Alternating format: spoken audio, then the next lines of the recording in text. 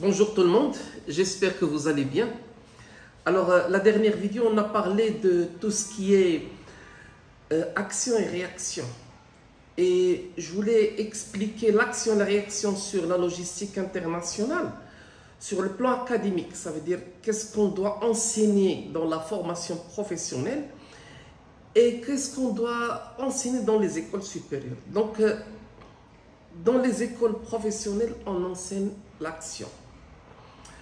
Dans les écoles supérieures, on doit d'abord maîtriser l'action, puis passer à la réaction.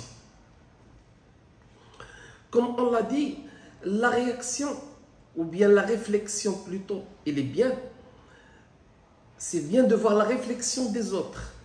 Mais justement, on va prendre notre réalité de notre pays et on va faire des réflexions sur notre pays. Donc, on commence par l'action, comprendre et connaître ce qui se fait, analyser ce qui se fait et bien sûr émettre des réflexions sur ce qui se fait. La vidéo d'aujourd'hui va porter dans tout ce qui est opérationnel et stratégique, comme je l'ai dit l'autre fois.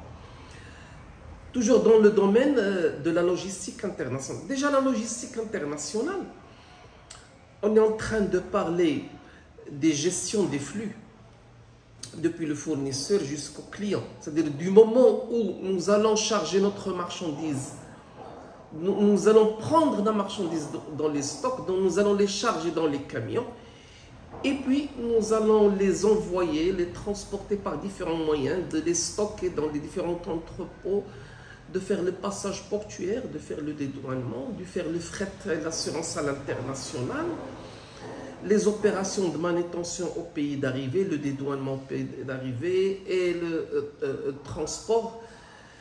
Bien sûr, tout ça, il faut comprendre ce qui se fait à l'international et prendre en considération les différentes variations et les différentes mutations qui se font à l'international.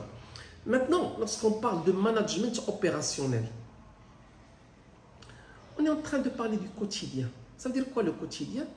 Ben, tout simplement, ce qu'on est en train de faire, mais chaque jour, un supérieur vous laisse les actions à mener durant la journée. Eh bien, la portée de ces actions, elle est à court terme. C'est-à-dire ce qu'on va faire aujourd'hui.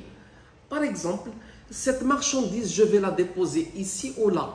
Je peux faire des réflexions là-dessus, mais sur une action qui est au quotidien, qui est à court terme.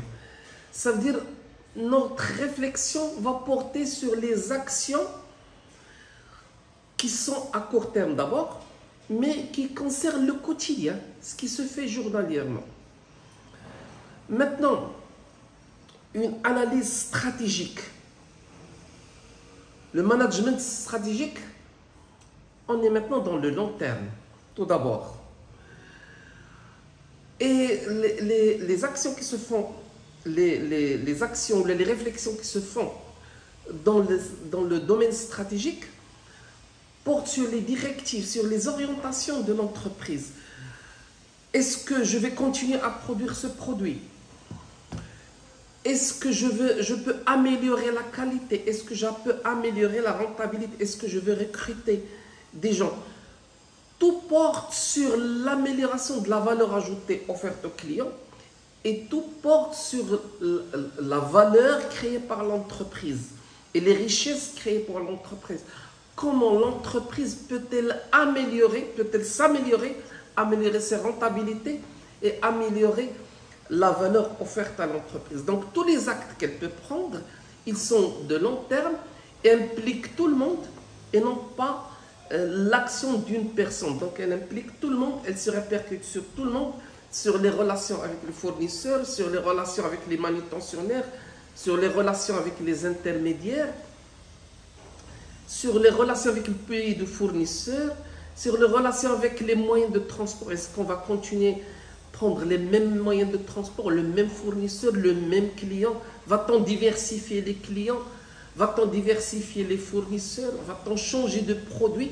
Donc tous ces actes qui se prennent, qui se font à long terme et qui entraînent le changement dans toutes les opérations, donc on est là dans tout ce qui est stratégique. Et Tout ce qui se fait au quotidien, il relève de l'opérationnel. Maintenant, est-ce que c'est de l'action et de la réflexion? Il y a toujours de l'action et de la réflexion. Même dans l'opérationnel. Même dans l'opérationnel, on essaie d'améliorer petit à petit chaque action qu'on fait. Et d'ailleurs, il y en a qui se disent, si vous voulez améliorer le long terme, il faut commencer par le court terme. Et il faut commencer par l'opérationnel. L'amélioration des actes opérationnels entraîne obligatoirement une amélioration stratégique de l'entreprise. Donc vous voyez, parfois il y a des actes stratégiques qui entraînent le bouleversement de l'entreprise. Mais il y a des actes stratégiques qui commencent par l'opérationnel.